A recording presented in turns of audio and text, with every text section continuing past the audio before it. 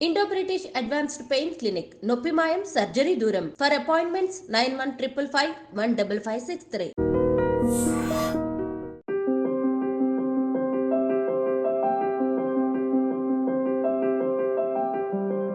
Yes, all right.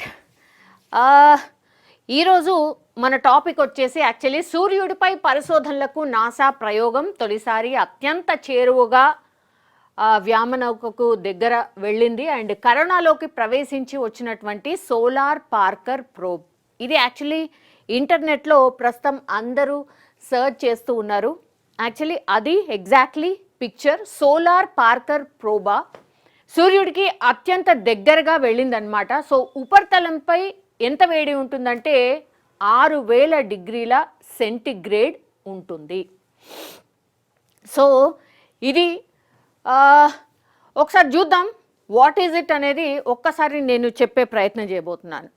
సూర్యుడిపై పరిశోధనలకు America అంతరిక్ష పరిశోధన సంస్థ నాసా ప్రయోగించినటువంటి పార్కర్ సోలార్ ప్రోబ్ వ్యామనౌక చరిత్ర క్రియేట్ చేసింది. నిప్పులు కురిపించే సూర్యుడికి అత్యంత సమీపంగా వెళ్ళి అక్కడి నుంచి సురక్షితంగా వెలుపలికి వచ్చినట్టు నాసా తెలియజేసింది. సూర్యుడు ఎంత వేడిగా ఉంటాడో మనందరికీ తెలిసిందే. అట్లాంటిది ఈ ప్రయోగం యాక్చువల్లీ ఒక రకంగా సక్సెస్ అయినట్టే. బికాస్ సూర్యుడికి అత్యంత దగ్గరగా వెళ్ళి అగైన్ బ్యాక్ వచ్చింది. అంటే సూర్యుడికి దగ్గరగా వెళ్ళినప్పుడు ఏమైనా జరగొచ్చా ఏంటా అని నాసా ప్రయోగం అదే. కాబట్టి సూర్యుడికి దగ్గరగా వెళ్ళడం అండ్ బ్యాక్ రావడం కూడా జరిగింది. ఒక రకంగా సక్సెస్ సాధించినట్టే. సో ఈ ఘనత సాధించినటువంటి తొలి వ్యోమనౌకగా రికార్డులోకి ఎక్కింది. సూర్యుడికి అత్యంత చేరువగా మానవ ప్రయోగిత వ్యోమనౌక వెళ్ళడం ఇదే తొలిసారి. సో సూర్యుడి పైన ఏదైతే ప్రయోగం మనం చేయాలనుకున్నామో ఇంతవరకు ఎవరు కూడా చేయలేదు. అట్లాంటిది మనము చేయగలిగాం అండ్ ఇది ఒక చరిత్ర.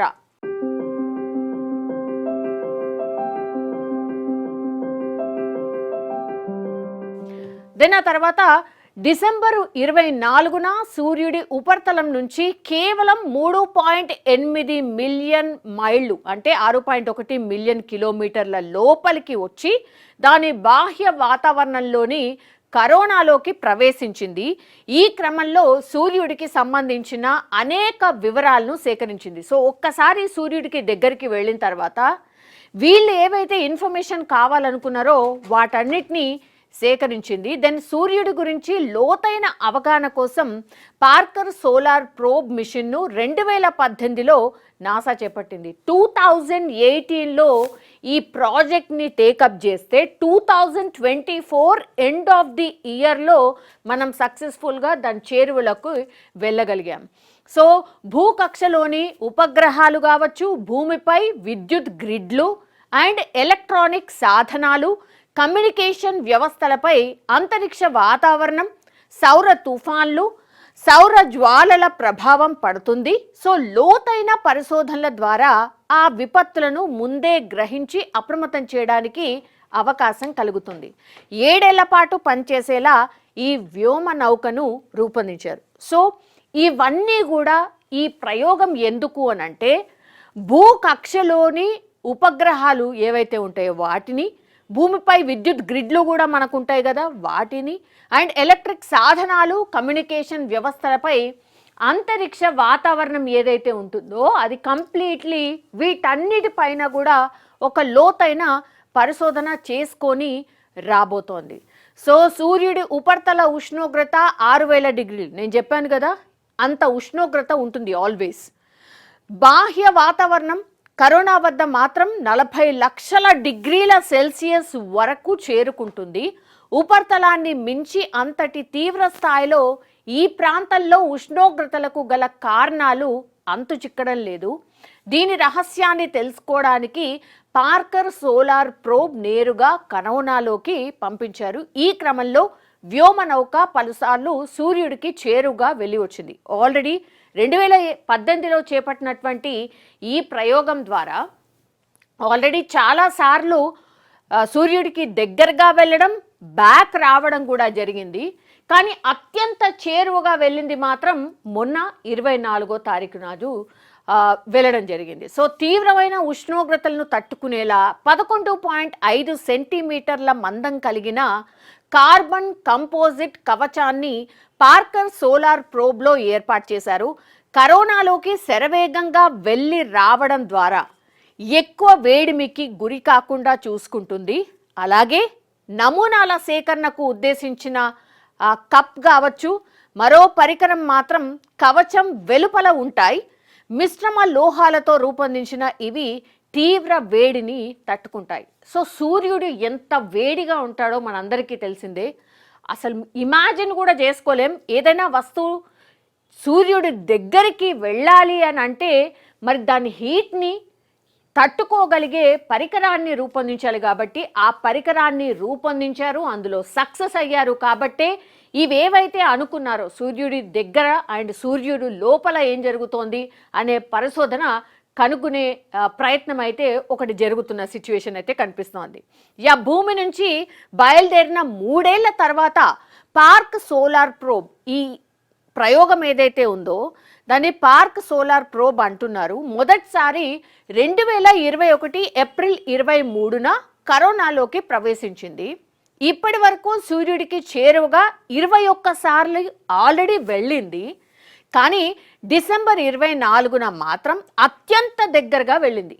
సూర్యుడి భూమికి మధ్య దూరం 1 మీటర్ అని భావిస్తే ఈ ప్రోబ్ సూర్యుడికి 4 సెంటీమీటర్ల మేర చేరుగా వెళ్ళింది. 4 సెంటీమీటర్స్.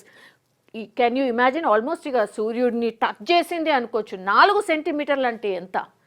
సో సూర్యుడికి సమీపంగా వెళ్ళిన తర్వాత ఈ వ్యోమ నౌకతో సంబంధాలు నిలిచిపోతాయి. అంత దగ్గరగా వెళ్ళిన తర్వాత ఈ వ్యోమ నౌక ఏదైతే ఉంటుందో అలాగే సెట్ చేసి ఉన్నారు సైంటిస్టులు కూడా. సూర్యుడికి దగ్గరగా వెళ్ళగానే పూర్తిగా దీని ఫంక్షన్ అంతా కూడా పూర్తిగా ఆగిపోతుంది. అంటే వాట్ ఎవర్ ఇన్ఫర్మేషన్ కావాలో అక్కడ ఆ సిస్టమ్ ఆగిపోతుంది. కరోనా నుంచి వెలుపలికి వచ్చాకే మళ్ళీ కమ్యూనికేషన్ పునరుద్ధరణ జరుగుతుంది. సో ఒకసారి లోపలికి వెళ్ళిన తర్వాత, సూర్యుడు లోపలికి వెళ్ళిన తర్వాత కమ్యూనికేషన్స్ పూర్తిగా తెగిపోతాయి. అండ్ వాట్ ఎవర్ అంటే పరిశోధనలు చేస్తున్నటువంటి పూర్తిగా ఆ సిస్టమ్ నుంచి పూర్తిగా కమ్యూనికేషన్ నిలిచిపోతుంది. దాని తర్వాత ఎప్పుడైతే కరోనా నుంచి బయటకు వస్తుందో అప్పుడు అగైన్ ఫంక్షనింగ్ స్టార్ట్ అవుతుంది.